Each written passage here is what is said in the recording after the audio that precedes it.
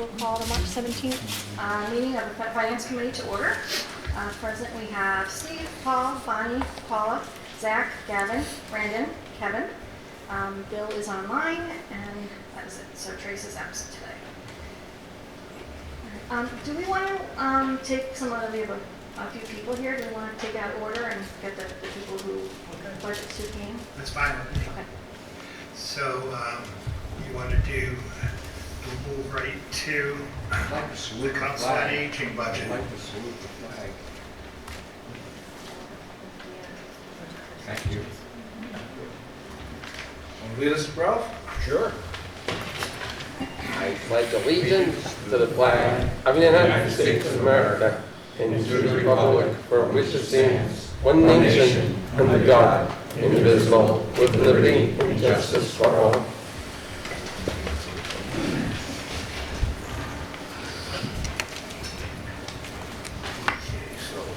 All right, so we can move to the Council on Aging budget. Let me,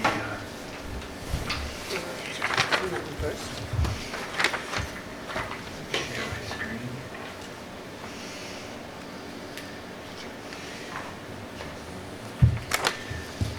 Just want to make sure I'm sharing on the Zoom also.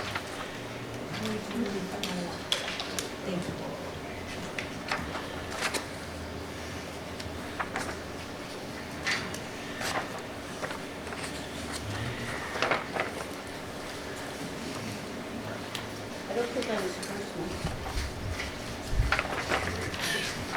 Huh? You don't think you were? I don't think I was on first. No, we No, just we're try gonna- to reorder it so that people who, Because you're here. because you're here, so we don't want to make you wait around. Front row.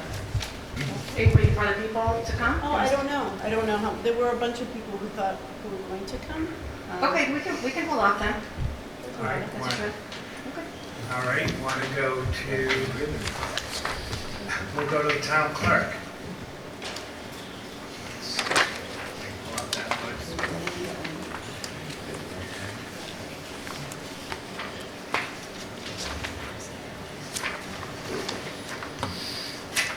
Okay, the town clerk's budget. So the town clerk, there's two full-time staff people, the clerk and the assistant town clerk, and one part-time person, so those salaries are reflected in the full-time position, and then we have the part-time position, $22,162. And expenses, there was an increase in expenses. The request is an increase from 1,800 to 2,500 for seminars and conferences, and then dues and membership, slight increase, and office supplies, an increase of $200, excuse me. The town clerk is here. Has everyone met Jill? Yes, I met Jill. No. No. Come on up, Jill. Hi, I'm Jill Seppa, the town clerk. It's nice to meet you. Can I answer any questions for you?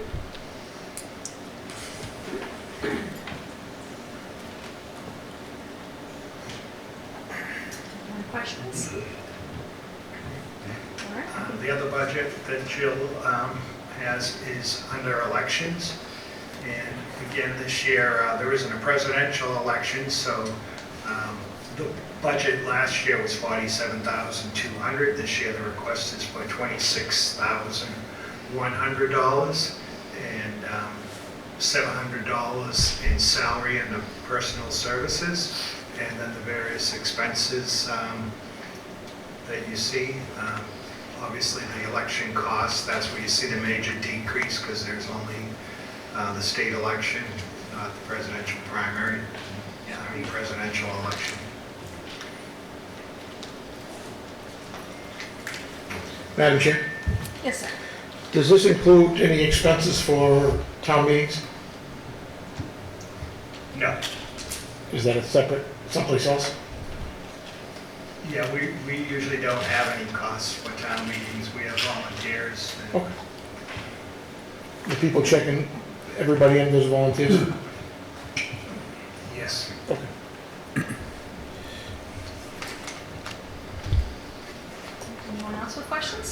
Madam Chair, Yes.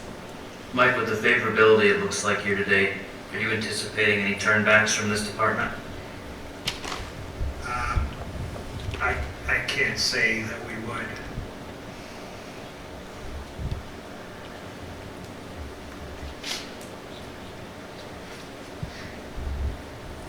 Anyone else? All right, I think we're good, thanks. Thank you for your time. Excuse me, Thank you, Jim. is there any chance of hearing a little bit of her resume? Because I'm seeing her and meeting her for the first time. And I'm not sure. Do you want to tell us a little bit about yourself? Sure. I was the clerk in East Providence, Rhode Island, and before that I worked in the clerk's office on New Shoreham out on Block Island. And I recently relocated to Rentham, which coming to Massachusetts, I was interested in relocating because the drive over the Washington Bridge became too cumbersome, and I'm glad that I did. I love being here in Norton and in Massachusetts, and I'm learning a lot about the differences between Rhode Island and Massachusetts. The clerks community here in Massachusetts has been really embracing and helpful and supportive, and being here in Norton and under Mr. Unit's direction has been a really great introduction. I really enjoyed being here. Thank you. Well, you welcome me. Thank you. Welcome you with open arms, right? Thanks, Joe. Can't do that anymore. Can we go to recreation? And under the recreation department budget here, the request is, right now the recreation director works 25 hours, and this would be increasing that to 30 hours a week under the salary. And the only salary we have is the part-time agent, who's going to come up with here, right? The part-time director.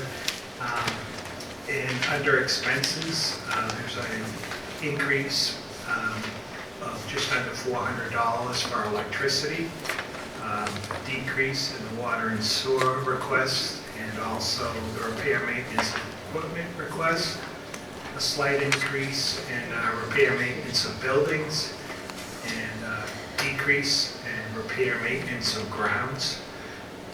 So the total charges and expenditures go from $23,140 down to $21,890. And the director is here if you have questions. Thanks for coming in. No problem. Anybody have any questions for me? Madam Chair? Yes, go ahead, Steve. I'm just, can you explain a little bit driving the increased hours from 25 to 30? I've also been charged with helping with put on Founder's Day. And at 25 hours, I can do the park and rec job primarily. I'm usually always over a little bit, but it balances out. But having had Founder's Day put on my plate, I can't do that in the 25 hours that was allotted. And I guess my other question is for Mike. Is this now benefits at 30 hours, or was it benefits before? It would be benefits at 25 hours too. And roughly, what's the additional cost for benefits? Well, if someone has benefits, it already has benefit eligible. And benefits of health insurance cost the town about $21,000 a year. For this, no, for just this one position? If someone, Assume family plan. right, assume if bias. someone goes on a family plan, Yeah. it costs the town about $21,000 a year. And you'd become benefit eligible over 18 and a half hours. So Thank you. Any other questions? Sorry, that was kind of loud. Anybody else with questions? All right, quiet group tonight, thanks. Oh, Madam Chair, sorry, quick question. I remember you speaking last year about repairs to the pool that was needed. Would that be under your capital requests? Nope, we actually took care of that last year. The pool Okay. guy went in there, had someone dive. We found the little leak that was there, that's been there for years, so that's the decrease in the water. Oh, We paid for it, it was about $600 to fix the leak. And so we saved on water this year, so that I adjusted the water request for this year. Great, thank you. You're welcome. Madam Chair? Yes, sir. Refresh my memory, I thought you had some other repairs that didn't meet the criteria of capital, that weren't high enough. Is that somewhere in here? Oh, yes, so that would go back under the article, we're doing an article to pay Everett Leonard, because we did repairs to it last year under an earmark. So that's outside of the regular budget, because it doesn't happen every year. And then there was some other, like, at Tricentennial and a couple of the other parks, is to kind of beef them up and give them love and attention and that kind of stuff. So that's been put into the budget under repairs and maintenance for equipment, grounds, and building. So Article 16 on the warrant is painting of the Everett Leonard Park Pavilion. How much is that? About, don't hold me to it, by right around 5,000, and it really needs it. Like, we spent the money to earmark it and fix the rod around the bottom, but now it's multi-tones. Like, we've got the repairs on the bottom, they took down the lean-to shed, so that's all like a different color. I went out there and primed the new wood, so that's another color. We had gutters put on, so those look nice, but then the building just, it needs to be scraped and painted professionally to take care of all the stuff that we did to it last year. Like, we put the money into it to fix it, let's kind of keep it going so it stays nice. Madam Chair? So the $5,000, why wouldn't that fall under capital or just be put into your budget under the repairs and equipment and buildings? Because I was told capital is over $10,000 per project. Okay. And with it Why only would it being, be put in your budget then, like under the repairs and building and equipment? like, can you help me with that one? I think, as she said earlier, because it's kind of a one-time expense. It's not something that we should be doing every year. Okay. That's kind of like what we do with the wood chips for the playground. I ask for them every 3 years, so we do that as an article or a capital. Did we do that as article? Capital. I don't remember off the top of my head, but that's a separate ask because it's every 3 years, so I don't necessarily think we want to put it in the budget. Okay. Because then you'll give it to me every year, which would be great if you want to do that. Yeah. Thank you.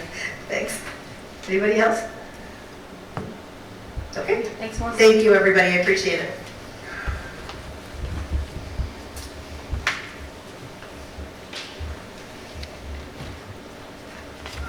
Let's see.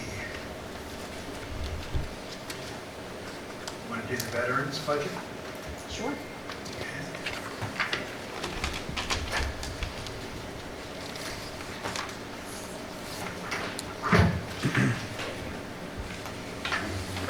Okay, and the veterans services budget, you have one full-time staff person and one part-time person. So those are 2 union positions, Cena A and Ashland Clerical. And then the expenses, there's a slight increase, looking for $500 more. Last year for seminars and conferences, it was $500, and this year looking for $1,000. And office supplies went up $50. So the expenses went from $3,150 to $3,700. And then veterans benefits remain the same at $150,000. And we do receive reimbursement from the state for some of the expense out of the veterans benefits.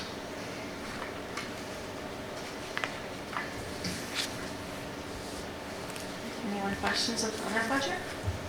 Madam Chair, Yes. what is our veterans outreach? You know, how do we make sure that our veterans are aware of the services that the town provides? I know that Estelle is out in the community all the time, and she's always contacting department heads, especially police and fire, to let them know if they have any encounters with people that they think are veterans, to let her know. And, she's on top of it all the time. I just don't see a line item dedicated to the outreach at all, no mailings, no postage. I don't know how we get notification of a veteran entering the town if it's, Can I answer? Thank you. Estelle puts a page in my newsletter, which goes out to every resident 60 plus. So that's one way of outreach, is she partners with me as councilman. And there is a copy of my newsletter in the packet that I gave you, so you can see there's one page dedicated to veteran service. Just can't hear you well. and do we know, based on the last census for the number of veterans that we've identified, what percent we're servicing or taking advantage of the town services? I don't have that. Still, I have to get back to you. Okay, thank you. And the state does reimburse 75% of the veterans' benefits.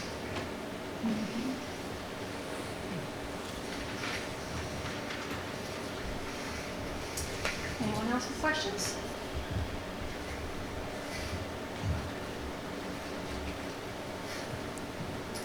All right, I think we're set, Mike. Shane, are you unmuted? Or do you want me to unmute?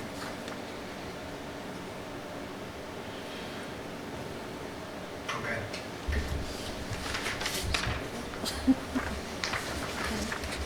And Estelle also, the other part of her budget,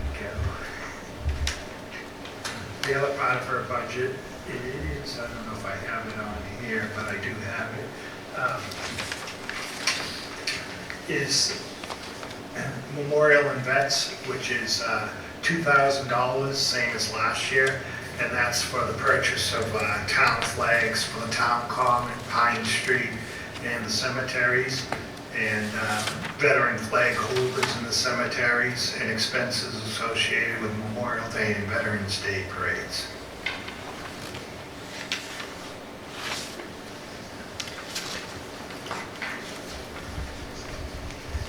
Anyone have any questions on that budget item?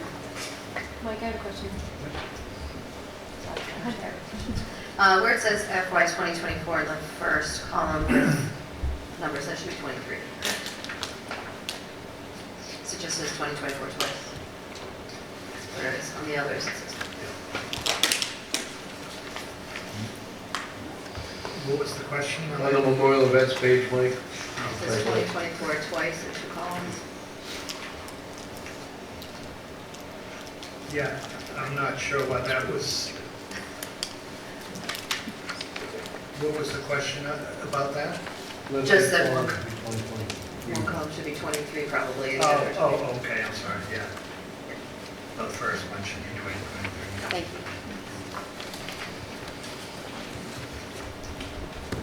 you. Any other questions for Memorial and Vets?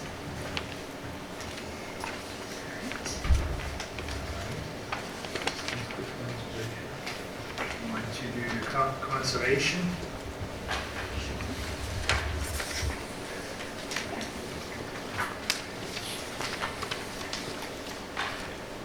All right, the conservation budget, there's 2 full-time staff people, once again, Cena A and ASME Clerical. And on the expenses, the expenses went up $550, I believe, $600. And it went up $500 under professional services. That was the main increase, and $150 under dues and memberships. And I think the conservation agent is on, if you have questions. Does anyone have questions on conservation budget?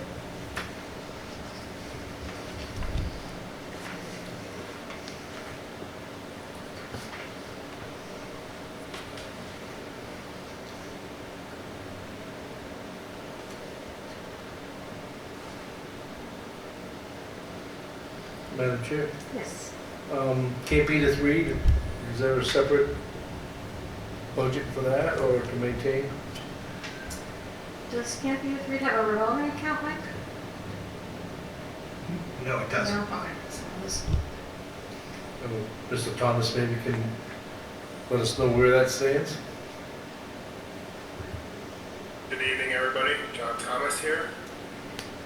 The Edith Reed account, unfortunately, we have about $6,800 to use towards maintenance of all parks and, well, not parks, land use areas, open space, and Edith Reed is one of those. And we do have some money left over in the Edith Reed account, but it's not really, at this time, going to be used for anything in the future, as we are still looking to find ways on how to establish and, I guess,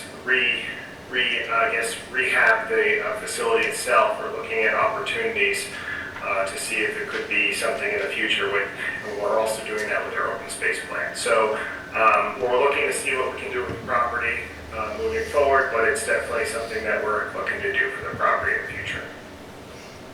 John Thomas, are you, I know at one point there was talk about renting it out. Are there groups using it currently? Is there any money being received from any rentals? As of right now, we are not using it as a rental.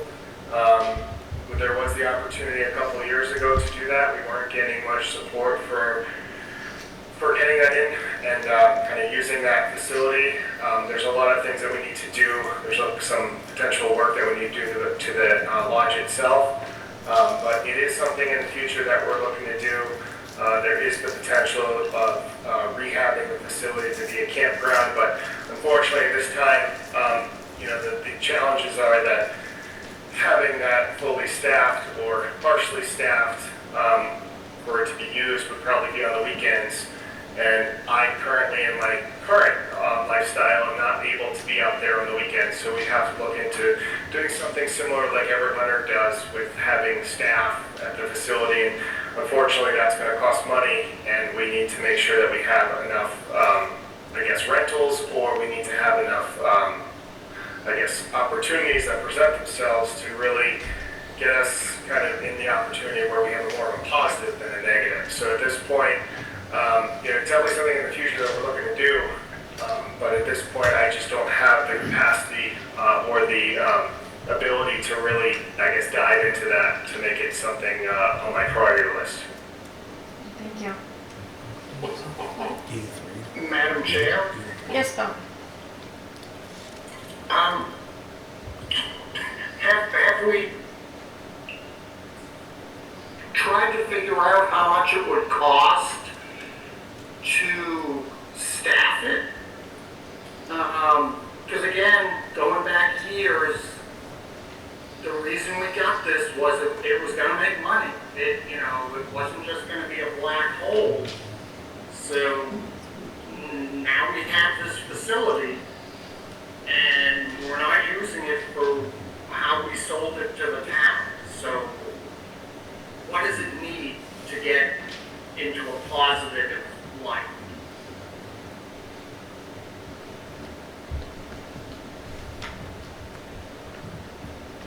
Was that a question for John Thomas or for Mike? Anybody who wants to give it a go. Nobody was jumping, so I was just I'm trying not to. going to give it a go, but I think a good example that you could use is basically look at what the Parks and Rec director does for Everett Leonard facility, something similar to that, and kind of engage as to what the use and everything of that property is. Currently, the property itself, it used to have a pool, it no longer has a pool. It used to have a park ranger facility, it no longer has that. And unfortunately, there really is, the camping platforms need upgrades if we're going to basically bring it back into fruition for a campground or day campground area. But I guess to think about it, it's more so with kind of figuring out what the, end result goal is of this property. I came into this job and this profession, and there was no real plan for the property. And I think the plan at the time was to have it for an environmental center, but I just don't know how that's going to, if you're having it rented out a couple times a year, that's not going to, really, it might keep the lights on, but it's not really going to make you a good profit margin. So I guess my stance is if we're looking at something like we want to do similar to Everett Leonard, we can definitely, look into doing something like that, but like the Parks and Rec director has, I mean, we're going to have to basically have it staffed on the weekends and to facilitate whatever the use is for that to be a profit gain. Did you say that the lodge itself needs a lot more work? Because I know that there was a lot of work done on it already. There was a lot of work done on it, but I just don't know what the intended use would be for it to be. I mean, if it's going to be just a place where people can convene and have a function, I would say it's good for that. I don't know if anyone has seen the lodge or has been to the lodge, but I'm more than happy to show whoever's interested to kind of take a look at it. But right now, it's currently boarded up. The electricity is the only thing that we have going through it right now. The Wi-Fi has been disconnected, and there's a lot of. I would like the new building inspector to take a look at the facility as well before we start bringing people in there. So, it's just for me. I think I'd rather be a good look at it, and also for the Board of Health, because I think there's a leaching pit at the top for that lodge, and I'm a little hesitant to have that being the active, toilet being used for rentals. Madam Chair? Yes. John, I will say that it's a very active dog walking facility. The parking lot's always full. It is. We actually just had a couple dog walkers out there this past week, and they reported that there was a down power line, so I quickly got on the phone with National Grid and called them. So, it's good that there are people that are actively using the property. I appreciate the people that are out there. During storms like we had today, the rear of the property does flood, so be cautious if you're heading out there. But yeah, I mean, there are some challenges, environmental challenges with the property, but there's also some other things that I'd like to really address and kind of look at with a fine-tooth comb before we open the doors to the public again. Madam Chair, Yes, sir. can I ask, what did we pay for this property? I don't have those numbers off the top of my head. I don't remember either. And why was it put, my next question, why was it put into conservation and not into Parks and Recreation? Because I believe it was a self-help grant, but I wasn't the one that was here with the process, so I can't really explain that to you. I believe it was Jennifer Carlino that was here, and she was the leading person that was in charge of, spearheading this initiative. It was purchased from the grant fund, so that was why it had to be. Okay, could it be transferred at this juncture? I'd have to look at that with John. I'm not sure whether it's Article 97 or not. Transferred as in, I mean, to be perfectly honest, I walk my dog out there once in a while, and it's just a neglected property. I mean, it's, we bought it, we're not gonna do something with it. Yeah, I don't know what whether. is it you would like to do with the property? I don't know, what was the intended purpose we bought it to begin with? That wasn't my decision, I'm just asking, we got a property there, it's under conservation, what are we doing with it? We're just gonna leave it there? Make it town forest if that's the case, and just let it go, grow back, tear down the There's building. a lot of properties in town that are neglected, and unfortunately, I don't have the luxury of getting out to all these properties because we have over 1,800 acres of open space land, and the majority of them have been neglected. So Edith Reed is the number one property that we are focusing on and trying to make it a better place. It's just unfortunately, with the amount of funds and the availability for me, I'm lucky to basically get somebody out there to mow the grass.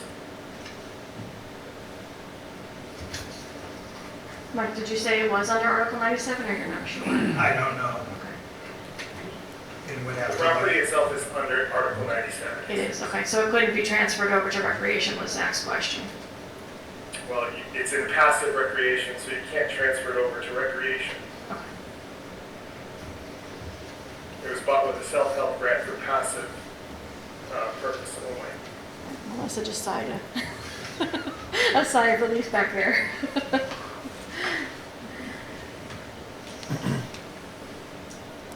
All right, anyone else with questions? Madam Chair, Yes. is there a follow-up to this, or we can ask for a business plan to see what it would take to rehab Edith Reed? What are the potential uses for it?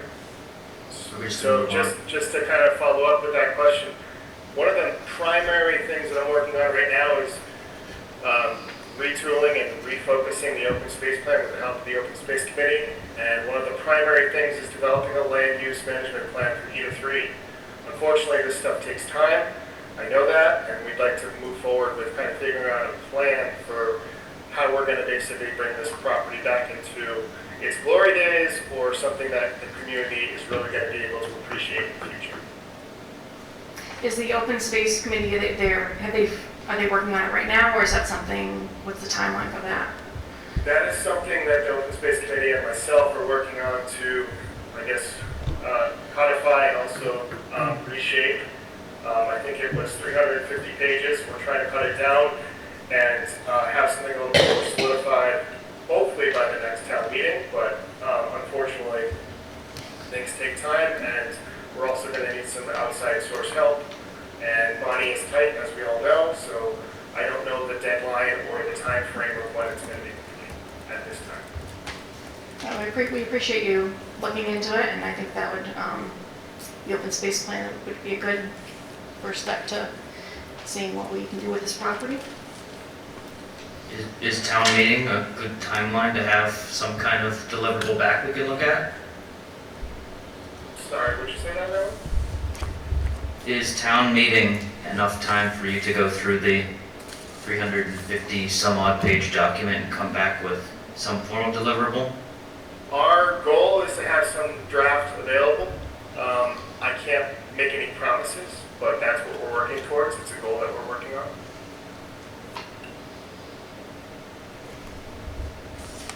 Any other questions on conservation?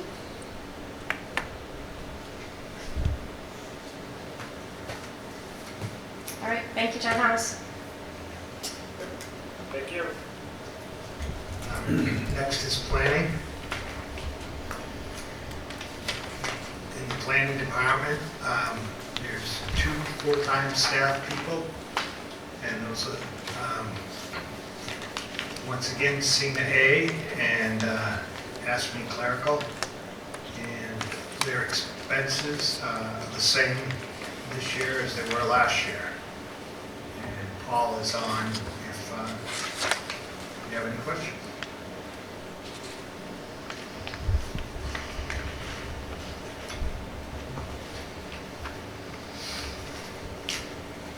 Anyone have questions for Paul? Madam Chair? Yes, sir. No additional expenses to deal with this overlay, this MBT overlay situation? Paul? I'm sorry, I couldn't quite hear the end of that. The question was, no expenses to deal with the MBTA overlay. Correct, no expenses associated with that. Thank you.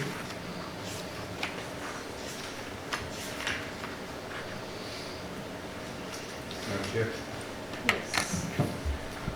Well, I'm just curious, I was looking, I think it's the personnel here, and I think Mike said there was 2 full-time positions, one 40 hours, one 37 and a half.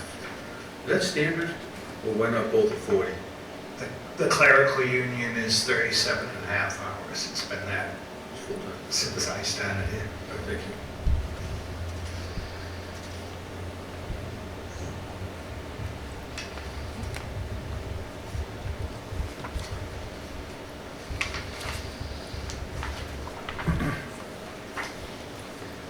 Anyone else with questions?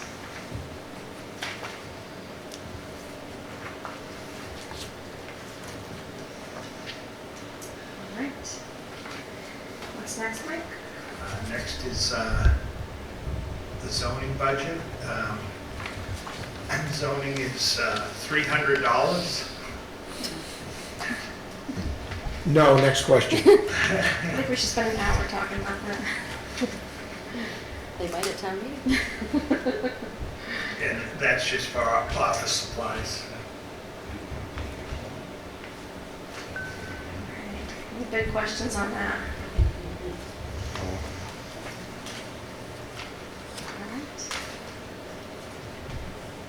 All right. So, one other thing with planning I forgot, I'm sorry, is zoning 300, and also our assessment to the Southeast Regional Planning Agency, $4,172.59.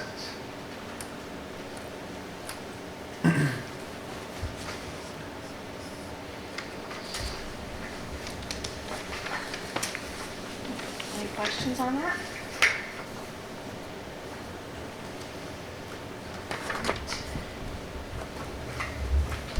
All right. You ready for Council on Aging? And so the Council on Aging,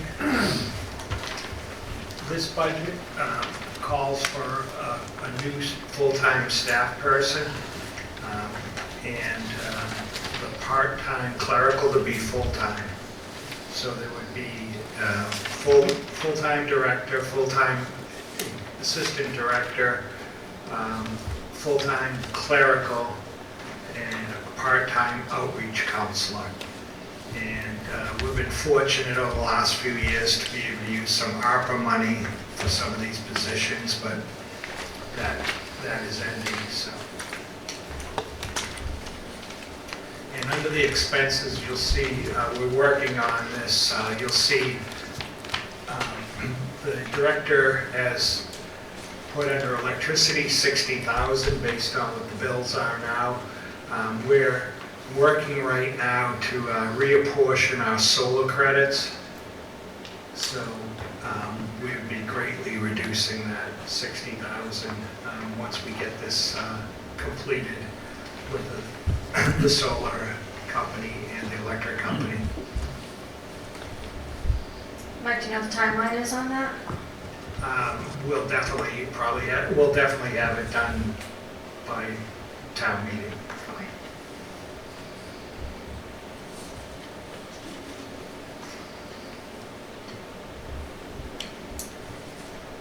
Any questions from Council on Aging?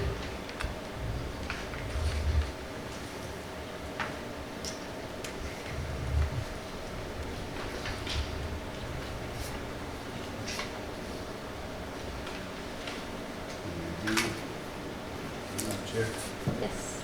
I guess the same question that I was asking for veterans. How is our outreach? How does that work? And do we know the percentage of the seniors that are utilizing the services that we have? Yeah, so we have an outreach worker whose job is to sort of work in conjunction with Bristol Elder Services and other departments to identify seniors who cannot get out of their homes and need those in-home services. So that's something we're on top of all the time. And our part-time outreach worker is responsible for that. And do you know, based on the last census, how many percent-wise are we servicing? How many seniors are we servicing overall? So I did a quick statistics today. I ran this in, from the beginning of this fiscal year to now, we've reached 1,440 unduplicated residents, senior residents. In each of those people, we've had 21,000 swipes. That means they've swiped into the center 21,000 times. We're seeing an active average daily attendance of 100 plus. And we've had 600 people sign up to be active members since we moved in October 1st. We're seeing, there are 4,900 seniors, and we're capturing 1,400 of those. A senior is defined as somebody 60 and older. So as we know, there are a lot of people who are working up into their 70s, so that portion we don't see as much. But we're seeing the majority of the people 70s and 80s. And just curious, overall, how are you? Are you satisfied with the new senior center? Yes, She's a beautiful building. It's, yeah, we're able to do a lot of things all at once. I wish we had more parking. I wish we've already outgrown a lot of the fitness rooms we've outgrown. We've had to move them to the big rooms. So in the past, we used to do a lot of setting up tables, taking down tables. We were hoping to alleviate that at the new facility. But the majority of our bigger programs are now in the big rooms, and we're still doing a lot of that. Madam Chair? Yes. So your budget, as you've requested, has 2 full-time positions? It has one full-time, one new position. So that's the full-time assistant director? Yes, The yep. marketing and event coordinator? Oh, no, that's just, it's just one position that we do. For a total of 145 for those 2 positions. I think On your you're list, looking that's what at- you're showing. Yeah, that's on this chart here, but on Yes. the budget itself, it's not 145, it was just for one position. That's what we originally wanted, So just Yeah. a full-time assistant then? the assistant director, yeah. So I think that what I want to say is, what a lot of people don't know is, even though my department is called the Council on Aging, my title is the Director of Human Services and the Council on Aging. So I've been here for 10 years, and for the last 10 years, I've been doing 2 distinct jobs. In your packet, you'll see sort of a list of everything I do. You'll also see a chart that shows the different staff that our surrounding towns have. Human Services has grown, and what Human Services is, if you don't know, that's helping anyone in the community, regardless of age, when they're in need. So things like fuel assistance, like getting people signed up for SNAP. I've helped a few people get on Social Security disability. Last week I worked with a man who was living out of his car. I also work with, those are the types of people, and they require one-on-one appointments with me as the only sort of qualified person to do that in the building. At the same time, my other hat is the director of the Senior Center and the Council on Aging. So we're running multiple programs at the same time, balancing 4, 5, 6 rooms going on at one time. I'm managing over 50 volunteers, an additional full-time person, 2 part-time people, 50 volunteers, 4 student interns, and some senior work-off people. I'm one person, and it's to the point now where it's not realistic to do 2 jobs anymore. So the assistant is vital. Madam Chair. Yes. Beth, I know of Self-Help in Attleboro. Do they serve Norton? And how do you overlap with what Self-Help does? So I'm a self-help partner, an agency partner, so I do what the self-help people do. So people from Norton can come to our department, and we will sit down with them and help them fill out their fuel assistance applications. If somebody is in crisis, we can expedite that. I have a direct line right to self-help. But residents of Norton can go directly to Self-Help though, right? Can they? In theory. In reality, it's a lot more difficult than that. It's harder to get an appointment. The people I talk to in Norton, they can't get through on the phone to self-help. No, so we're it. And, you know, my philosophy ever since I've been here is I don't want any of Norton's people to feel like a number or to feel less than. So if somebody is in crisis, I'm not going to send them to self-help if we can do it in our department and take care of them. Chair? Yes. Beth, can you tell us a little bit about the building repair and maintenance? Yes. $10,000 for a brand new building. And then- So that's a number where money may get turned back. I just left it there because this new building is an unknown. We do not have a facilities manager, and to be honest with you, it's not my strong suit, buildings and buildings. That was a number that we came upon last year, and I just didn't change it. Will some of that go back to the town? Probably. And where is the cleaning? Do they have a cleaning? Purchase of service, so we do have a cleaning company that comes in, I believe it's 3 times a week. And it looks like right now, so for 25, we move that up to from, say, 2,500 roughly to 19,000? Do we feel like with the new building, that's, So that was the same as last year's, we kept it the same. right, but we're expending through 12/31, $2,400 thus far. And I assume, what else goes in there other than the janitorial services? So that's the janitorial, I believe that may also be the pest control, and we also have a rug service. Do you expect, projecting out through the end of the year, what do you think you'll spend this year if you're at roughly a little, $2,400 through 12/31? I'm not sure. Have we expended more up to this date, do you know? Yes. I don't know how much that, Okay. yeah, those numbers look low too. So we benchmarked, that's what we're looking at, so even your electricity, you had 17,500 in the budget. Yep. You've used 6,300 in the new building through the half year, and yet you're looking for 60,000 next year, that's a huge. It is, triple it's huge, increase. it is huge. So you gotta, again, when we picked these numbers last year, we had no idea. Since October, since being in the new building, our electric bills have been between $3,000 and $6,000 a month. So you've been in the building Since October, October November, 1. December, so 3 Yeah. months was 6,000? Yep.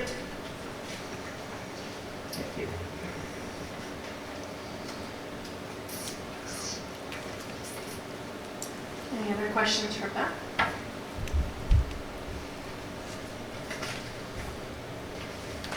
Madam Chair, Yes. I guess I have a question just overall. When do we start to discuss these budgets in details? Like, we're going over them at a high level, you know, we're asking questions, but when do we start to, I guess, deliberate?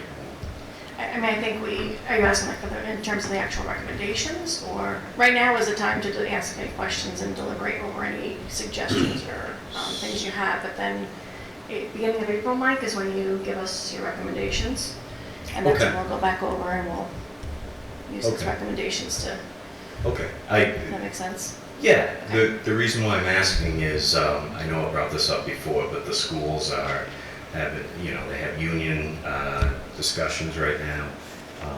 The COA is asking for over a 60% increase, so if we have that coupled with everything else, school contracts, my head's like exploding, so I just didn't know when we start talking about that, so. Yeah. Well, I think next week is the school budget, right? So that would be the next big budget.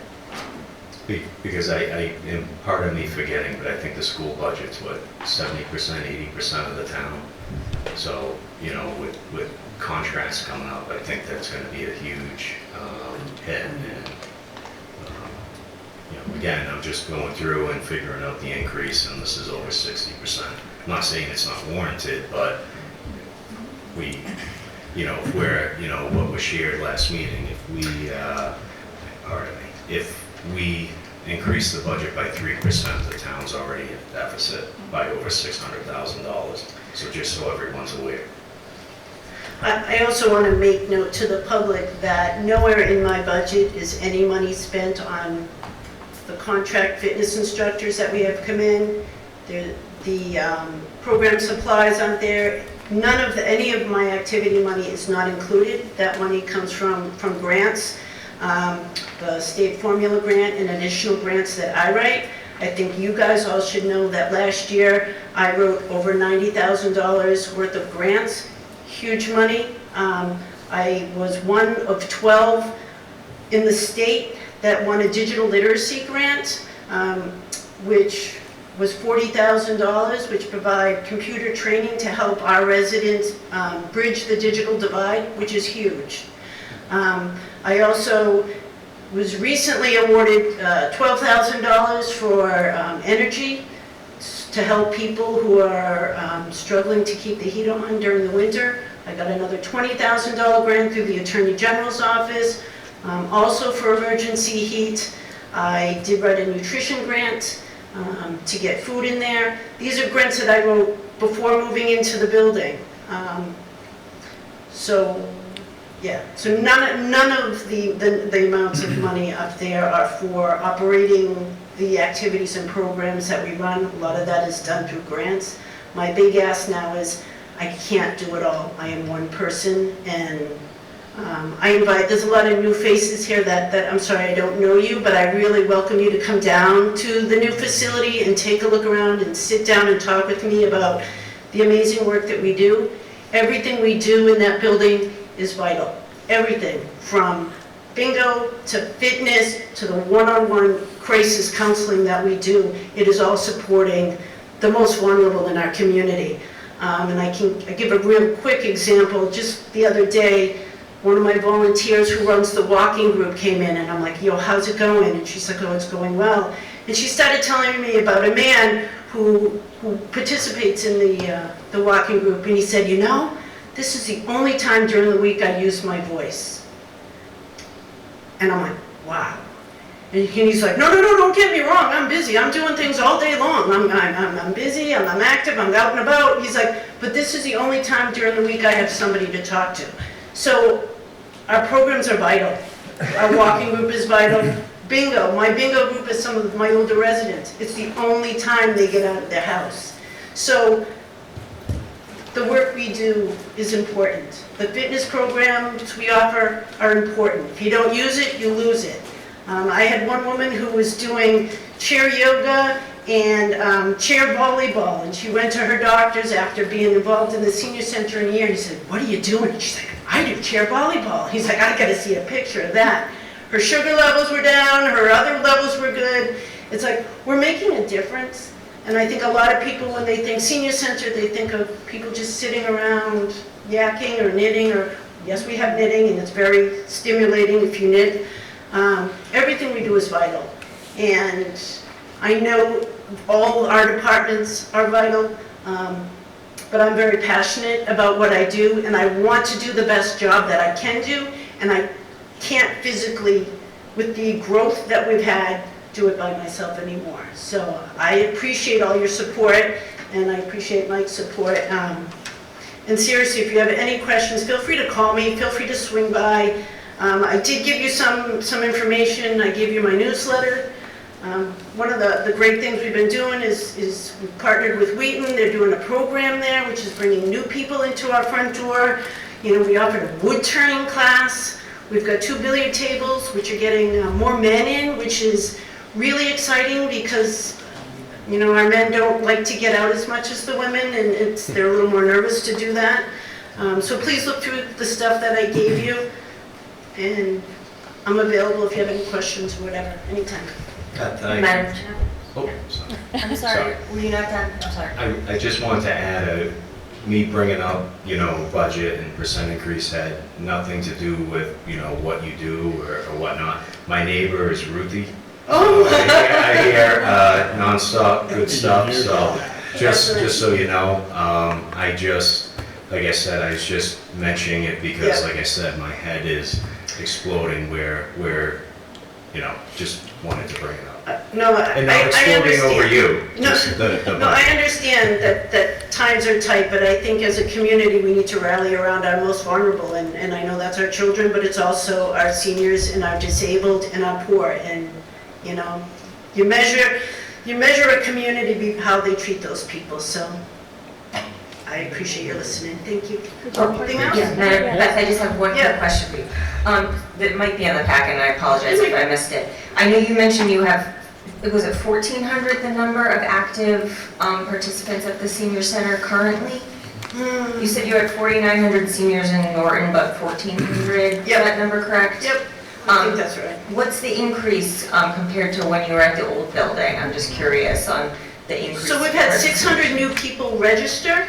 We're seeing about a 50% increase in active participation. So before, when I would have a movie, for example, I might have 20 people there. Now we're seeing 40, 45. Today was an awesome day at the senior center, and happy St. Patrick's Day to everybody. But we had a wonderful St. Patrick's Day party where we served 80 lunches, which is phenomenal. And at the same time, we had guys playing pool down the hallway. So, okay, great. Yeah, Thank you, Beth. Good stuff. Madam Chair, Yes. I have one last question. So, I got one after you. I was just gonna ask, and maybe it's in the budget somewhere, maybe it's still under warranty. Do you have anything in your preventative maintenance on your major capital equipment, like your boilers and your chillers? Just in terms of the investment, I think we should be PMing them. I just don't know, like you said, facilities isn't your focus, shouldn't be, but is that in the budget anywhere in terms of PMing? the Right capital? now, it's under warranty, and I believe everything's under warranty until January, is that correct, Mike? Yeah, next. A year, like next January. And that's stuff that we still need to work out. I mean, right now, I'm it for facilities as well as everything else, and, yeah, I have a lot to learn. There's 10,000 under repair maintenance and things. Do you want to be the facilities manager? No, thank you for asking. No, I don't. You know, and we had another staff person who was thinking of doing that, but it's too much. It's too much for somebody to do a full-time job and also be the facilities maintenance, especially in a new building. Because as you know, a new building, it's supposed to be perfect, but as we all know, when you build stuff, it's not. And we're still fighting. We don't have any of our AV equipment yet. You know, the heater was a nightmare, the hot water heater. We needed to get it totally replaced. We found ants this morning. It's always something. It's always something. Madam Chair, you know, food pantry in there, is this, I assume this encompasses that, this No. budget? There's no separate budget for that, I know it's all volunteers, but in regards to utilities and everything else, that's all. Yes. Yep. They're good partners. And the other thing would be a comment, piggybacking on what was said there. You got this beautiful town hall, brand new, you got a beautiful senior center. I mean, they need to be maintained. These are, you know, 30, 40, 50-year buildings. If we don't maintain them, it's gonna look like the old place soon enough, so I'm not sure. There needs to be a plan for that. I agree, there needs to be a plan. Any other questions? Or Mike? If no one has questions before Beth leaves, just on the revolving fund, she mentioned that the programs that she's running and they pay for themselves, they bring in money. So we're looking to increase the amount in the revolving fund to $20,000. And also, that's Article 13. And the other one that's looking to go up is the recycling revolving fund for the highway department to 40,000. But those are monies that they bring in. There's no town money expended there. Increasing the ceiling? Yes, yeah. Did we just increase that recently? Okay, so that. But now, sign because that we're you're- having so many more people coming in. It's a yeah. good sign that you're bringing It a lot of money in, that you, yeah. that's Absolutely. excellent, yeah. Yeah, I actually hit the ceiling, I think last year. Yeah, I think there's a bunch of people. Anyone else for that? All right, I know there were a bunch of people that came for the senior center out from Vermont. May I have your permission to at least speak for 5 or more minutes? No more, did you say no more than 5 minutes, Ralph? My battery's low. Happy St. Patrick's Day to everyone. My name is Ralph Stefanelli. I've lived in town for 53 years. I'm familiar with every one of your jobs. I spent 26 years in Serpent. I spent 27 years at the Norton Housing Authority. I ran for planner, ZBA, and won. And you never forget how to ride a bike. So the things that I'm going to talk about are positive. The first thing that we should be thinking about is to stop calling it a senior center. We need to rebrand what that building cost us. It's a senior/community center. So as we talk about the budget and where that money's going and coming from, we're taking care of the community, not the village. That's a different book. But the community involves our children. And we haven't even tapped into that. So yes, we can give you a plan, but we can't push that plan outside the parameters of what we're dealing with in a budget. If you're prepared to invest in the long-term success of our residents, this is the committee. All you have to do is ride by the old senior center. That's all you have to do. That's going to be boarded up also, I think. You're building, when you give us money, the Nelson Senior Center. Is that correct? I wanted to hear somebody else say it. The Nelson Senior and Community Center. He donated $1 million to have his name on that building. Show me another committee that can get that kind of money. That was his legacy. And I promise you, in my opinion, you will not kick this can down the road. That's a promise.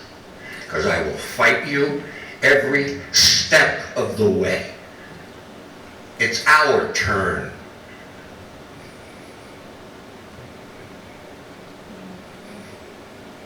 And I'm talking as an 86-year-old senior. I know about the can being kicked down the road. It ain't gonna happen again. So let's look at a positive way. We want to be self-sufficient with our programs. But in order to offer those programs to the seniors and the community, we need money.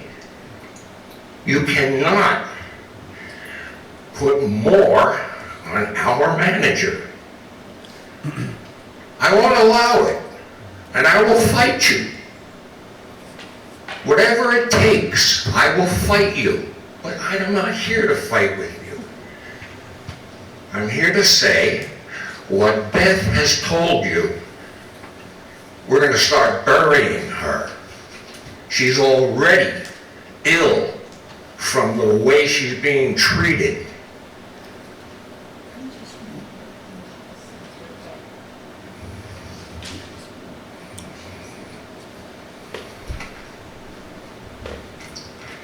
Mike, if you would pass this letter down that I presented to the selectmen and have it entered into the minutes of this meeting. We already have it. We have it. We have enough. Okay, good, thank you.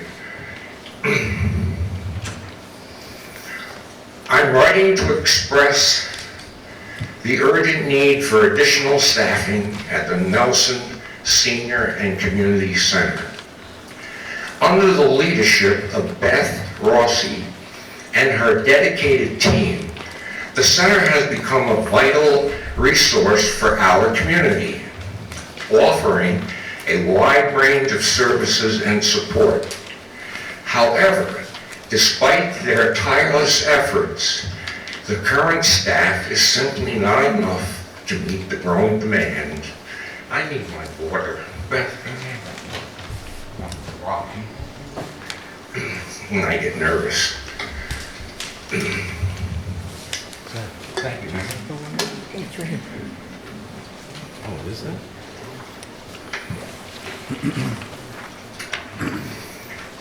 By the way, before I continue to read, we at the Housing Authority wrote this letter in the interests of you listening to what Beth had to offer in terms of her budget. So this is not pie in the sky. Despite her tireless efforts, the current staff is simply not enough to meet the growing demand for assistance from our elderly residents and families in need. You heard 400 people signed up for the new center. 600. 600. 600. Thank you. Add 200 to that, and it becomes 6. Think of what that does to you if you were running that center. Right. I hope I hit a nerve, because we haven't even reached out to the community to bring them in. And when we do, there's more grant money.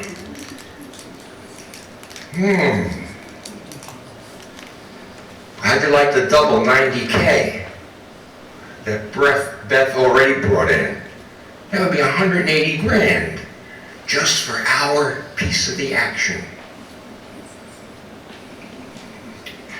It plays a crucial part in addressing the issues of health care. We won't go into the details. Heating assistance and other essential services. As more people rely on our center for help, the need for more hands on deck has become increasingly clear. And I hope that I'm speaking clearly to the issue and not straying, as I've been accused of at town meeting. I'm sticking to the facts. So you can go home, look at all the people who just moved their money because we stopped kicking the can down the road, but we're brand new. We are the Nelson Senior Community Center. I'm not going to read the entire letter. I think I made my point. If you decide to skimp, I wrote this down, it's only 4 lines. The easiest way to lose a war, and that's what it will become, I'm not afraid to say it, you've seen me in action, is to pretend you're not at war. You're at war. I'm sorry, Beth, I used the wrong term. You did. But that's me. That's my opinion. And the last sentence is why way more people are losing their battles. And when you read the entire letter, you'll see what I'm talking about. I want to thank you for your time and your energy. It's a very difficult committee that you're working on. But I ain't kicking the can down the road, period. You're looking at the future. And we're going to get that money. And you're going to help us. So in nomine Patris, Spiritus Sanctus, amen.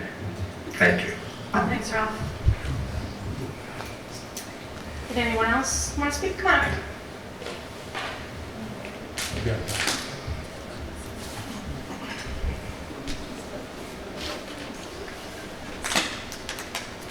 Good evening. My name is Bob Briscoe, and I live at 3 Brendan Road, and I've been in town probably about as long as Ralph, and I'm not going to stay up here as long as Ralph. But I heard you talk about, the budgets and the cost of things and how tight they are. And I want to tell you that it's tight on all of us, everybody in this town. And you all know what we got to do to make it easier for the taxpayers in the town. Just I hope you do, because you're the Finance Committee. As far as Beth goes, she does an excellent job, which I think most people know that. And she works round the clock. And you talk about with the money that was just spent in this beautiful facility here and the one down the street. And you talk to her about we need to maintain it. We need to take care of it. We need to have maintenance contracts on the equipment that's in there. Well, money doesn't grow on trees. We know we need to do it. And she's not able to put her hands around that.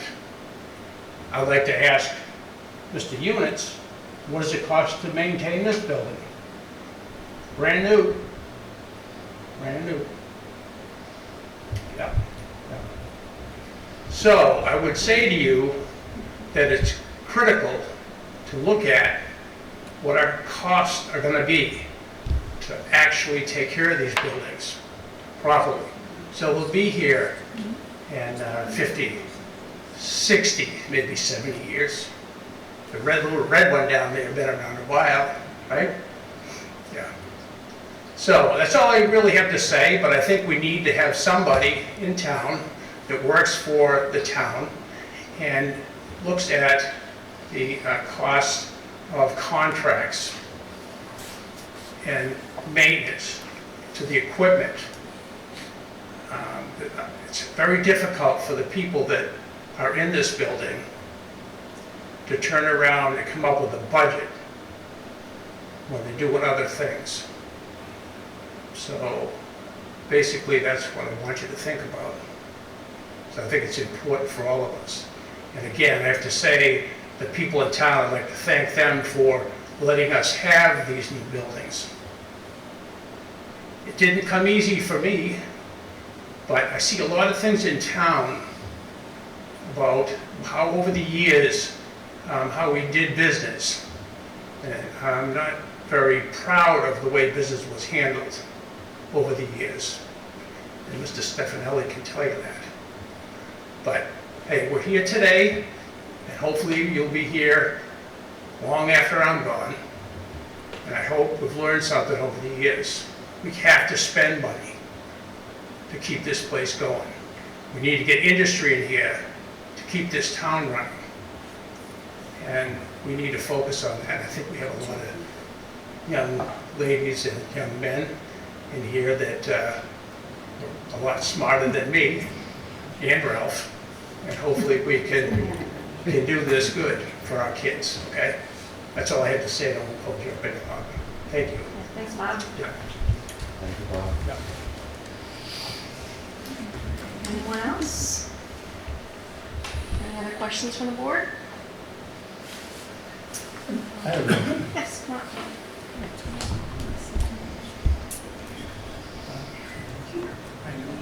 Tom Galata, I'm on the Council on Aging Board. How many of you have ever been in the old center? You probably have, Paul. Okay. And there too. So the two of you. And you know, if you've been by it, you know how small that building was. It was robust. There was activity almost every single day. Now take that and expand it by about 3 times the size, and you've got the same staff running it. Now, today we had the luncheon of 80 meals. The majority of the volunteers were seniors themselves. We don't have young high school kids in there volunteering. We don't have 30-somethings, 40-somethings. We have 60 and up somethings. There's only so long that we'll be able to handle that. And eventually, we'll start losing that dedicated staff. And to have Beth is just, you see her on a day-to-day basis, pulling her hair out. She's going to look like me before long. She really does a phenomenal job. And the human services piece is the piece no one really sees, because you can't really talk about it that much. It's private information. You can see all of our activities that we do on the newsletter that you see. It's a robust place every single day. Now take this other piece that's just as strong. And I know the budgets are tough. We've been dealing with that. I've been here 30 years. It hasn't changed in 30 years. Okay? So we understand that. We know there are limitations, but please understand she needs some help. Thank you. Thanks, Tom. All right. Anyone else? Dina, come up.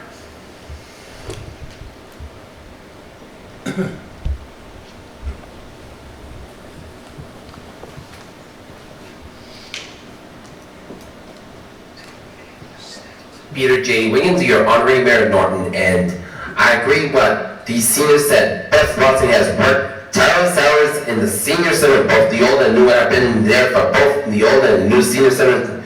And the new senior center is much better than the old one, and I agree what Tom said. Beth needs help. She needs help. She can't do it all by herself, and she needs help right away. Thank you. Thanks, Peter. Peter.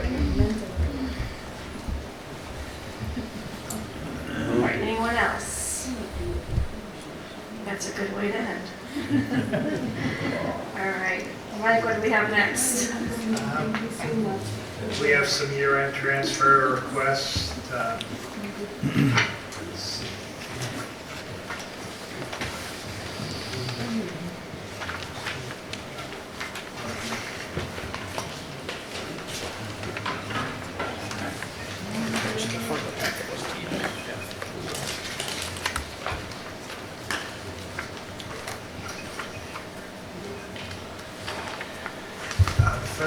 The first request is for postage.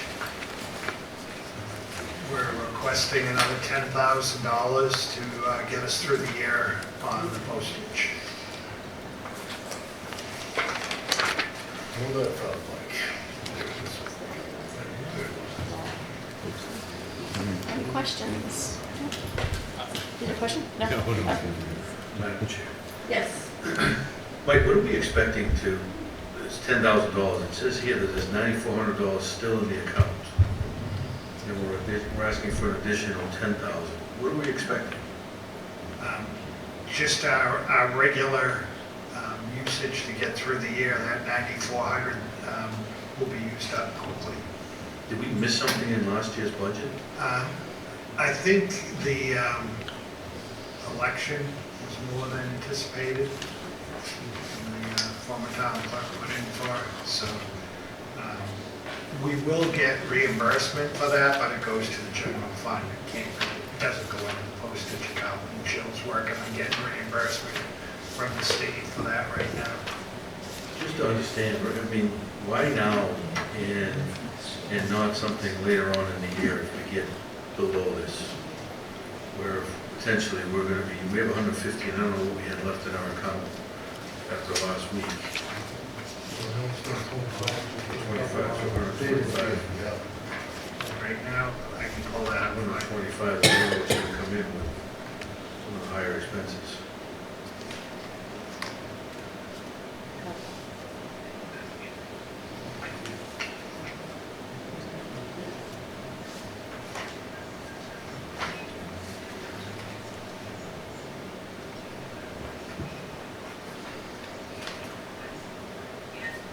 Hey, Mike, this is postage right across the board, police, fire, everything, right? Yes.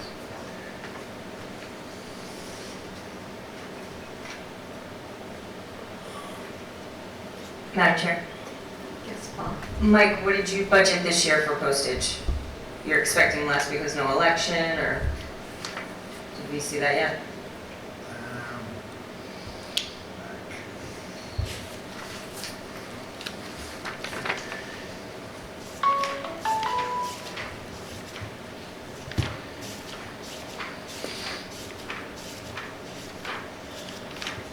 I don't have that budget figure.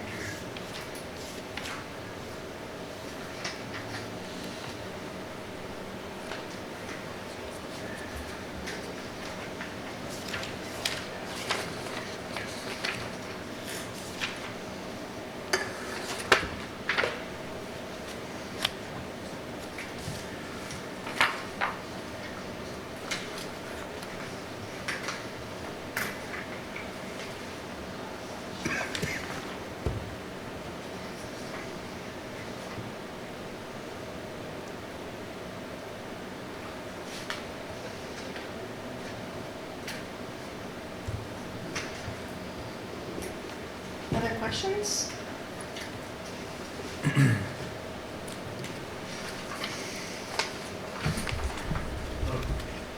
Madam Chair, Yes. I make a motion, we go ahead and approve the $10,000 requested for the postage.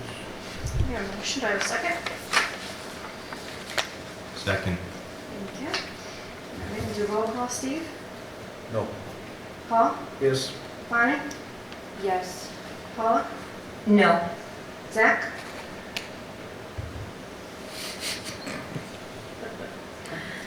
Yes. Gavin? Yes. Brandon? Yes. Kevin? Yes. Bill? Yes. And I am a yes. That is 8 yes, 2 no.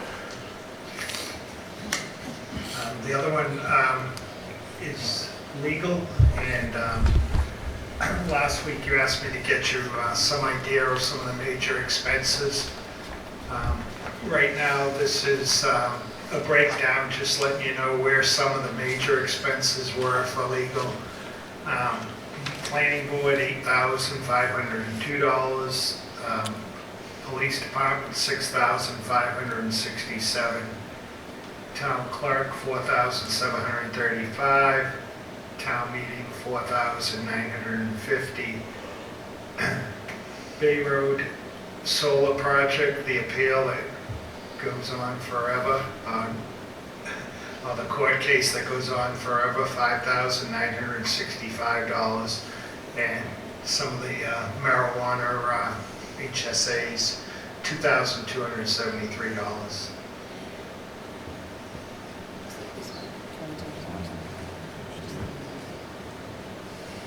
Any questions on those numbers?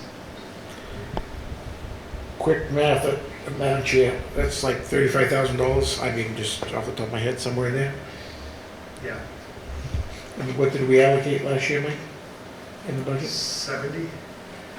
So you still have 40-some odd thousand dollars? So the rest of the money that's been spent is general legal services. That's for what, like town meeting and so on and so forth?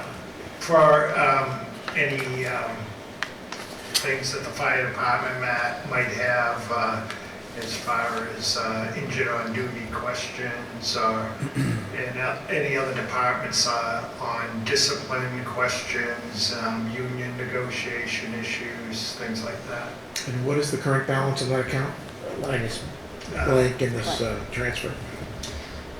The current balance, I'll call it up here right now.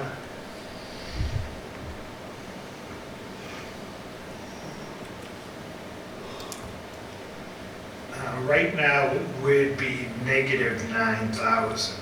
We're holding a bill right now. Yep.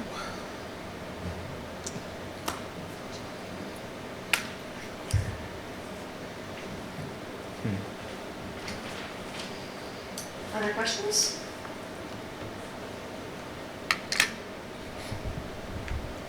Madam Chair?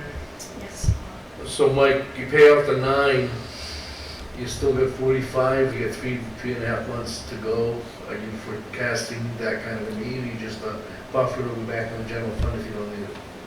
It would go back to the general fund if we don't need it, and based on what the monthly average was, that's why we came up with the 55,000. Because again, that's 1/3 of the reserve fund plus, and there's still a lot of departments, that may be coming back, we can come June.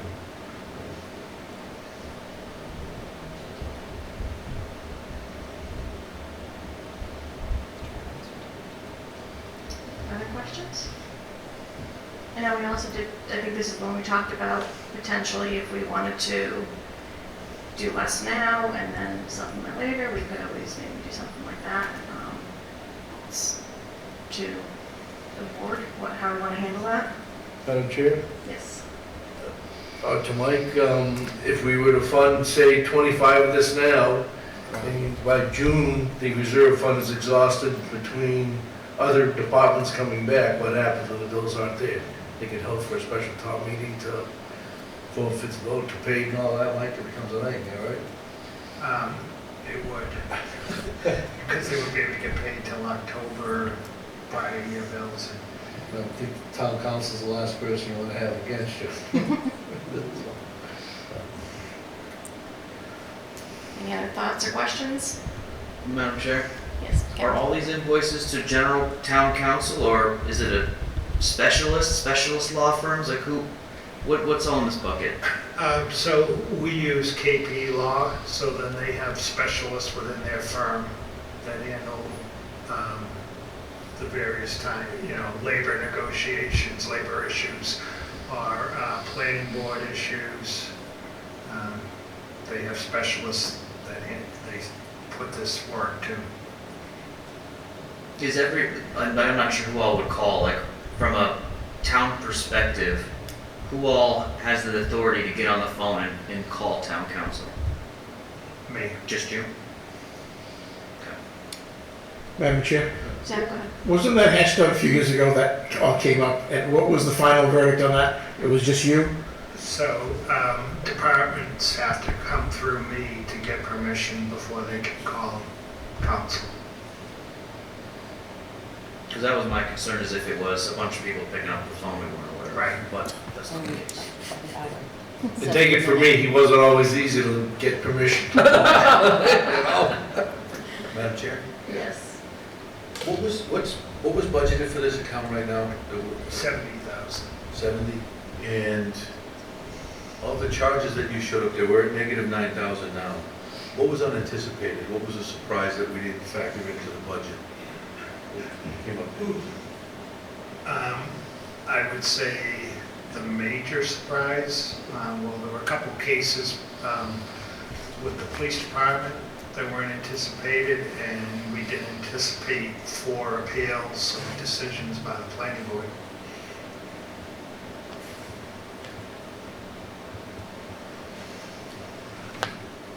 Madam Chair? Yes.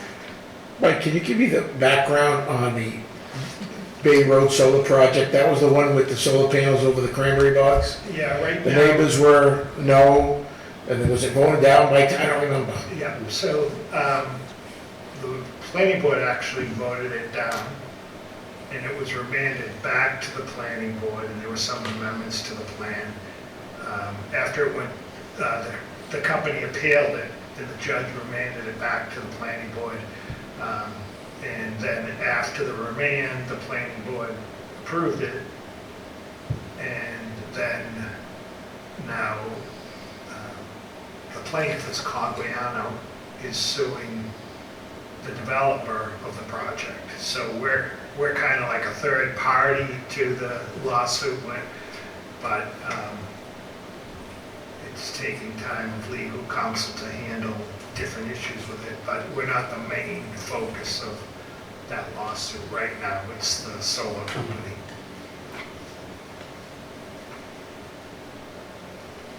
Yeah, so Mike, I remember having this conversation last time too, that every year we seem to be adding to this, so we did, the request is higher this year, right, to kind of account for that, so that we're not going back.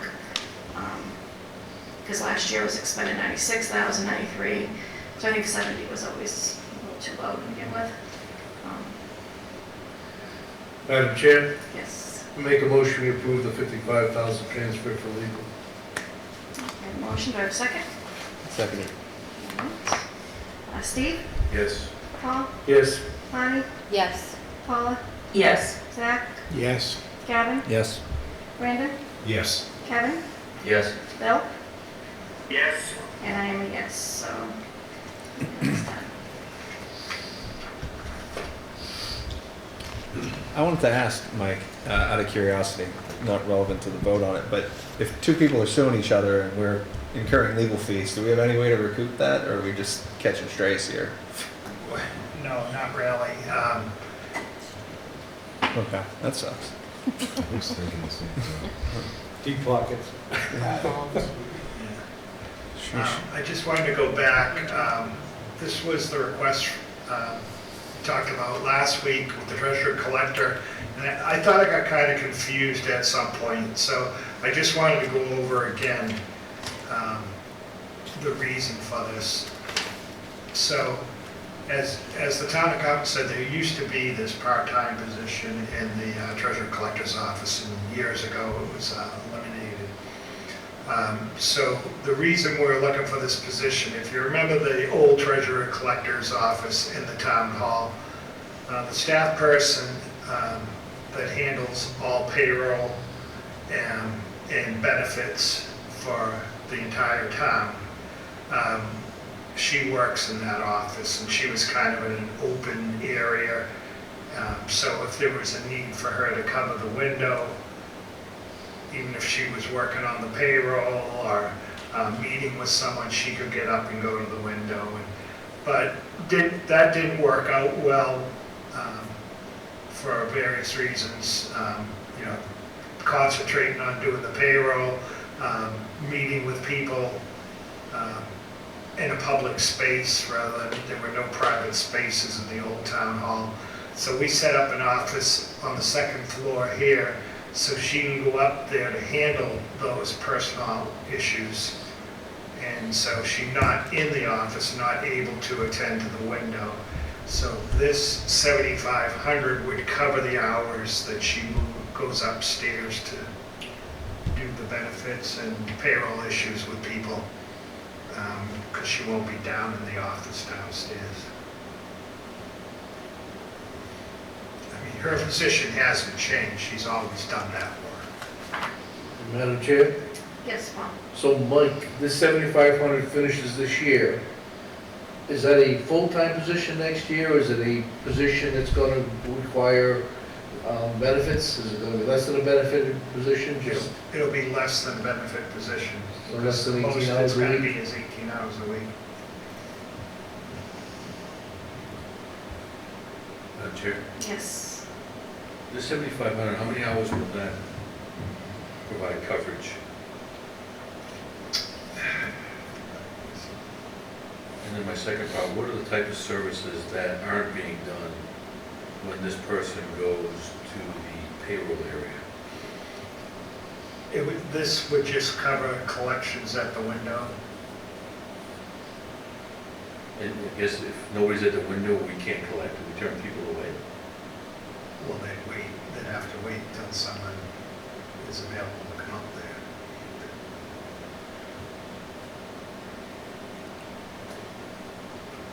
Madam Chair. Yes, sir.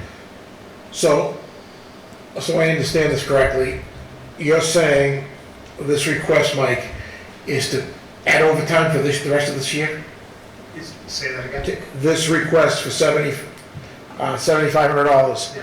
is to pay for overtime for the rest of this year to cover that window? Yes. How many hours is that employee currently working? They're not right now. We don't have. It's not overtime, Mike, it could be a part-time When you're position. saying over, it's not overtime. Okay, so you're bringing in a part-time An position. 18-hour position. It's a new part-time side.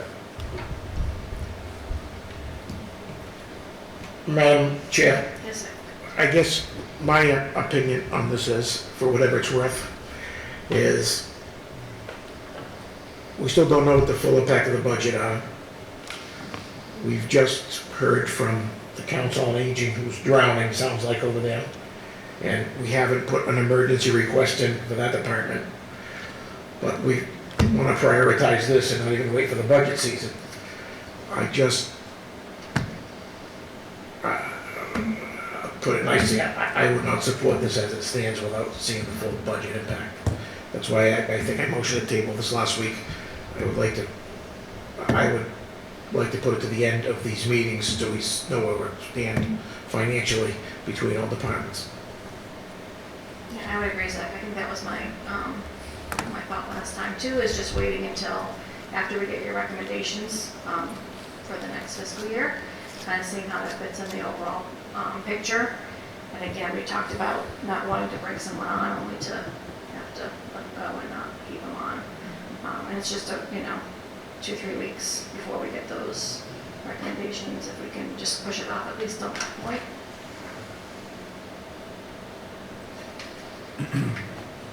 Madam Chair, and I think, in my opinion, and we're going down this road, Mike, if we're going to consider these emergency requests, there should be a consideration to an emergency request from the Council on Aging based on, what we're hearing. I mean, I think that's, fair. Whether we grant it or not is one other thing, but, we got a situation, what we hear tonight, that sounds like Beth is drowning over there. Madam Chair?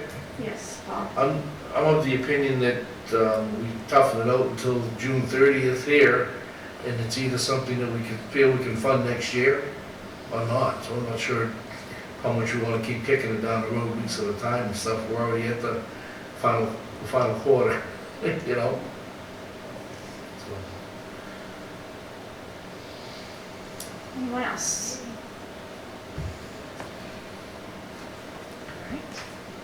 would you like a motion to approve it and have it voted down, or a motion to table it for indefinitely until we bring it back up? We can take no action on it tonight, right? What's that? We could take no action on it, we can. Yeah. Yeah. We tabled it last week though, because it's on the table, so we're already Okay. tabled definitely until we bring it back up to one of us. Sure. I'll make a motion to table it indefinitely. Second. All right, a motion and a second. Steve? Yes. Paul? Yes. Bonnie? Yes. Paula? Yes. Zach? Yes. Gavin? Yes. Brandon? Yes. Kevin? Yes. Bill? Yes. And I am a yes. Madam Chair, a follow-up comment. Dealing with the payroll spot for years, I will tell you that it is awkward, so I understand why the position has been put up into a private room part-time to handle some of the payroll concerns. But again, it's something that I think can possibly wait 3 months. Yeah, and I just wanted to clarify, it's not just current employees, it's retirees also that she works with.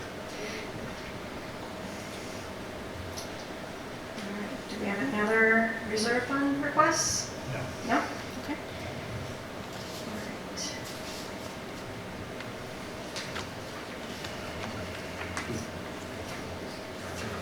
Did you want to do any articles? Sure. It's Article 1, that's just authorizing us to spend funds that are received from the state under the Chapter 90 program for road improvements. The select board voted 3-0 last week to support the article. Right now, we have a number from the state, but there's no guarantee. I wouldn't vote a number, I would just authorize the expenditure of Chapter 90 funds.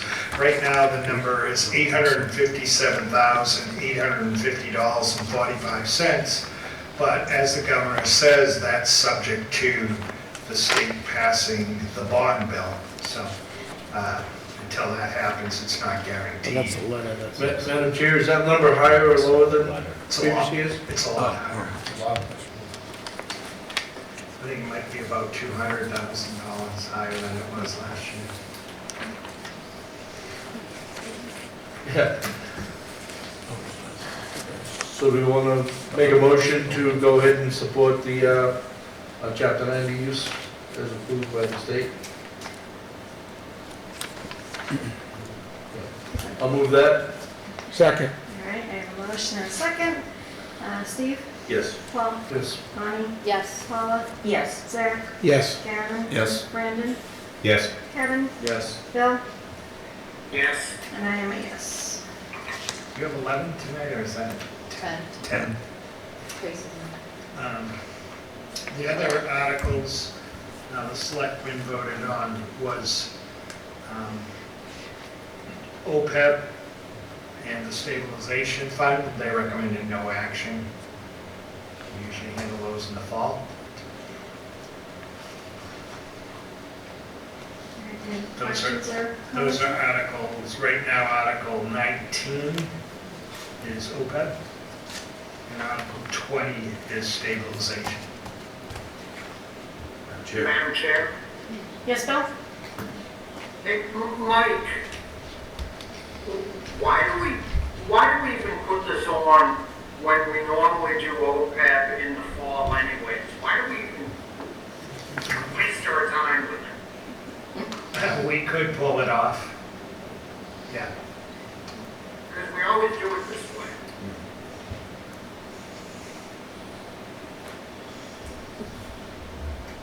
So you gotta pull that, Mike, or do we need to make? We can pull 19 and 20. Well, are you going to recommend no action? We'll just pull it off. I'd recommend that they be removed.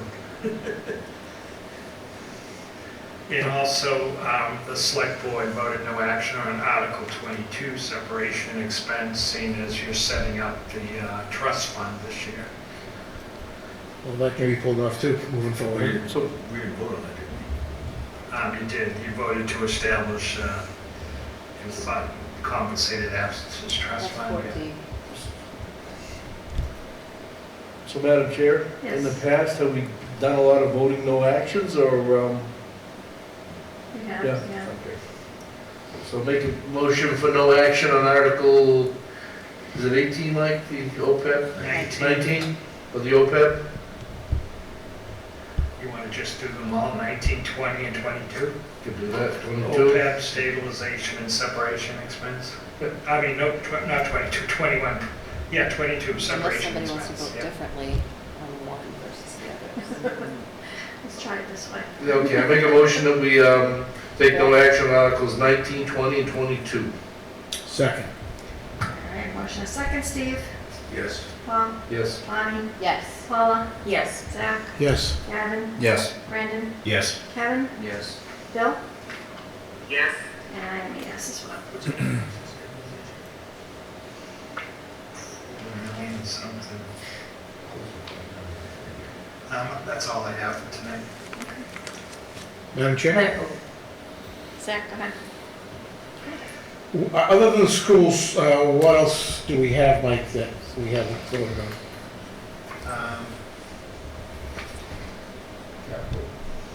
Capital, the 3 schools. When are you setting up the capital meeting? I'll email out a date tomorrow. Okay. Revolving funds and things like that. So do you want to give us a preview of what the budget looks like? I mean, I did go to the public hearing, I know Paula was there also, for the schools that was here the other day. I didn't receive anything yet from the school department. I think they're looking for 4.96. call it 5%. Ish. And we'll be updating the revenue and expenditure sheet for the next meeting now that we have our health insurance numbers. How's that looking? 8.2 instead of 9. Mine was 16.5. I had to change the plan. Yeah, a lot of them, a lot of the people in Meyer went up between 14 and 18%. And I heard east of the GIC's gone up 12% every year for like the last 3 years. We actually have communities now looking to join our health group, and so they're reviewing the actuaries and looking to make sure that it's not, that we pull us down. So, Madam Chair, Yes. just hearing, I'm sorry, go ahead, Paula. Oh, no. Sorry, I was next. Oh, that's fine. Ladies first. Sorry. Mike, quick question for you. So when we review your recommendations and go over all these budgets again in early April, remind me, the column for the expenditures, right now it says through 12/31/24. Is that going to be updated like through March 31st or something like that? So we have a better idea of what's been spent, so we can, I'm trying to remember if you usually update that column. Usually we don't, but. It would be really helpful Yeah. if that could be as updated as possible when we're going through this with things being as tight as they are.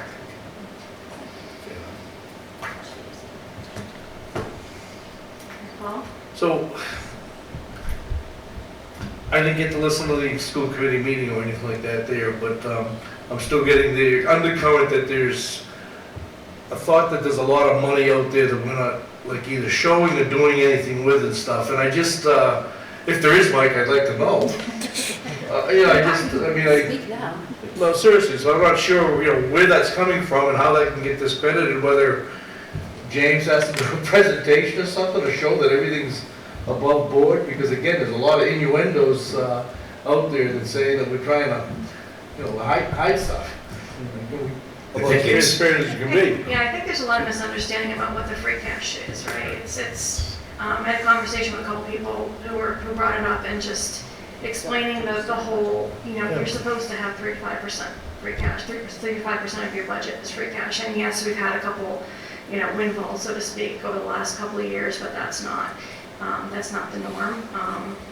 But, I think, again, it's just a lack of understanding, and once people hear that, and once, if anybody from the schools, wants to come next week too, along with the superintendent, I would encourage that, so that we can get any of that cleared up, But anybody I've spoken to would just explain that to, it's just been, a misunderstanding. You look at these numbers, and, you think that there's these millions sitting around, and don't understand why free cash is even necessary in the first place, and why it's not like, oh, we didn't budget well, but that's actually a requirement of the state. So yeah, I think next week will be a good meeting to sort of answer any of those I'll bring a questions. sheet that shows what the free cash was and where it went, so. Yeah. Yeah, I also think that's to Paula's request, it's crucial to understand where the expenses are as a certain point. Because percent-wise, of last year's term balance, what was that of our total free cash? I don't know percentage-wise, but. Yeah, last year was more like 10% or something, so yeah, last year was definitely a. So then I think James and Mike addressed that other side. I think these are the unanticipated things that we don't know about that's not budgeted, right? Right. Healthcare, holidays, and things like that. So I think if we have that conversation, we'll at least have a better understanding. The other thing, Madam Chair, Mr. Units included a letter in our packet tonight, and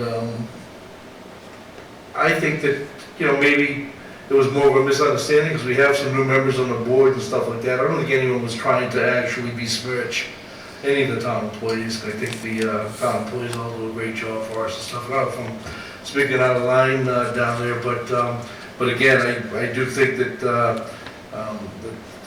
James does a great job, I know, and hopefully he'll be here next week to maybe help us educate some of the school committee members or whatever that might not understand that the money's all accounted for. But I'm not sure if we need to actually enter this into our minutes as an official document for the record. Yeah, I think everything from this packet, right, goes. Automatically, if you don't move anything on it. Is that how it works, Mike? Typically, yeah. And Mr. Enos, if you could see if maybe James could actually be here in person, just to go ahead and try to air out the hidden laundry that I can't believe is there. All right. Anyone else?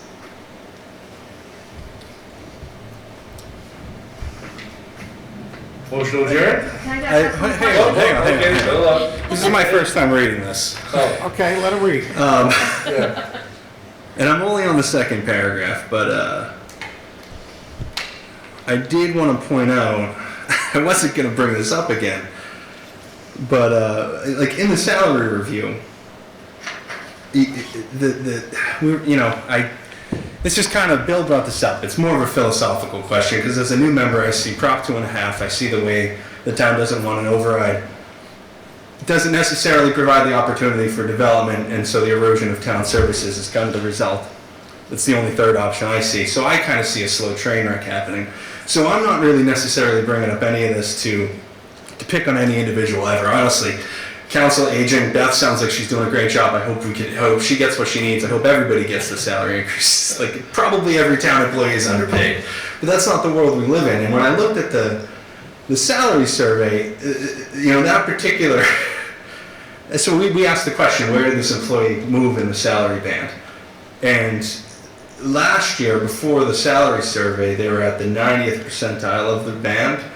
And then we did the updated salary survey, they moved to 80. So I just see 50th percentile here. And I don't know if it's necessarily fair to say we're rehashing any issue about anybody below a 50th percentile, because the specific thing we discussed, that employee was over the 50th percentile for the last 4 years or something. I also have a procedural question. Can I email you all the stuff? Or is that because we're out of quorum, it's not allowed? Okay. Discuss it. We can't discuss it, okay, because I'll email you a spreadsheet, I guess, after this meeting, and we So can again, I would just ask that provide that some we don't context. reply all. That's the big thing. Gotcha. Okay, so maybe we can discuss it next week. Because it's a complicated issue. I definitely don't, and maybe I'm getting a little defensive here, but I definitely think it's fair for us to ask, given what I see is the town dissolving before I get to be as old as Ralph and get to say I lived here for that long. I hate to see it. So anyway, and for the record, I support an override and pay everybody everything. So Madam Chair, Yes, sir. just to follow up on that, I don't agree with you that the town's dissolving, but, our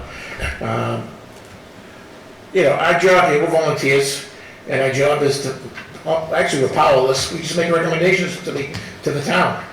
And just because, I've been here long enough to be accused of being anti-school, anti-senior, anti-police, anti-fire, anti-everything. Every time you question somebody goes, you don't like the police department, you don't like the schools. We're just here asking questions. I mean, nobody should have thin skin. We don't know the day-to-day operations of here.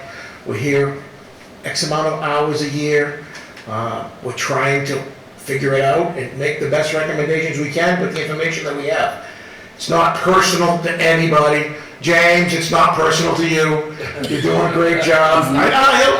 He'll watch it, I'm sure. I'm sure. Right into that kid. And if you think it was personal, you can call me. But I think that's my 2 cents. I think it's hard when you're in the position of being the salary line in the line item, right? It's not like the teachers who are like, there's 400 of them, 200 of them lumped together. I think it definitely, I'm sure, feels more personal. But I also, as I said last week, I think, we spent 3 meetings talking about the dog officer's budget, so that's season.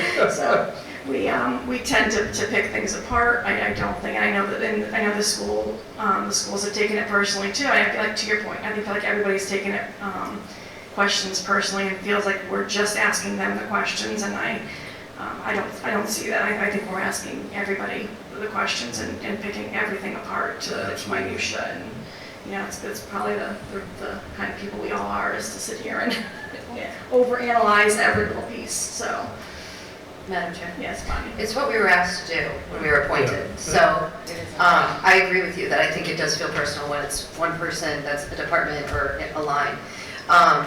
But yeah, I mean, to Zach's point, I feel like I've been accused of everything as well. And I'm a volunteer. I don't get paid, and I have been an employee of this town previously. So I mean, I know what it's like to be on both sides. And I just, I don't like having to sit here and talk about $7,500 again for 20 minutes tonight, but we did because we have to.